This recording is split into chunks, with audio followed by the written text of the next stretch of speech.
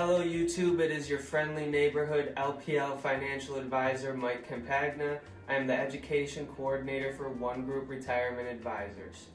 Today I'm bringing you an update to a video I recently posted regarding the financial market outlook after the 2020 election. At the time of the video, the runoff election for the 2 Senate seats in Georgia appeared that they would stay with the incumbents. But since then, both seats ended up flipping, resulting in the Senate being at a 50-50 split. With Vice President Harris having the tie-breaking vote, this gives the Senate majority to the Democrats. As a result, some expectations have shifted a bit since the last video. Primarily, I want to go over some things we might anticipate seeing moving forward with the new democratically controlled White House and Congress. First off, the visual you see here is taking a look back to 1950 at all the years where Democrats controlled the White House and Senate. The average yearly return in these instances is 9.1% for the S&P 500 index. As investors know, prior results don't guarantee future outcomes, but the data does help us position our expectations for what outcomes may be more or less likely than others moving forward. So a few things that will come into focus now are taxes and stimulus, with the former taking a backseat to the latter for the near term.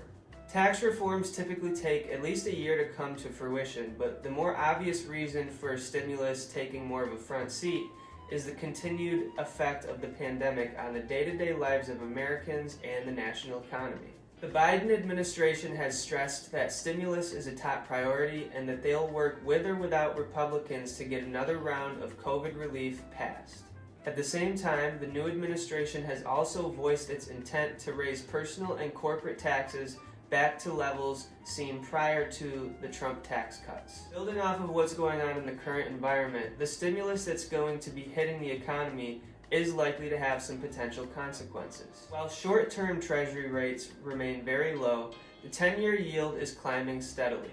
If economic growth continues and the national debt keeps increasing, those yields may continue to rise.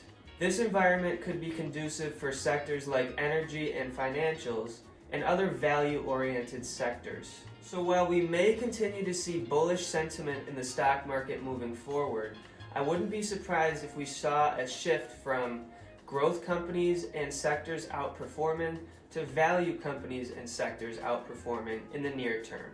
Something important to keep in context is that even when we have reasons to believe in a certain outcome, we still may see something entirely different. In 2016, there was sentiment that tech stocks would underperform in a Trump presidency, but the results ended up being quite the opposite. Something that always helps to mitigate risk is having a well-diversified portfolio across multiple asset classes, regardless of who is in office or in Congress. Remember, you can't control the markets, so focus on the things you can control, like how you allocate your investments and how much you choose to save. I hope you found this helpful, and I wish you well. Thank you.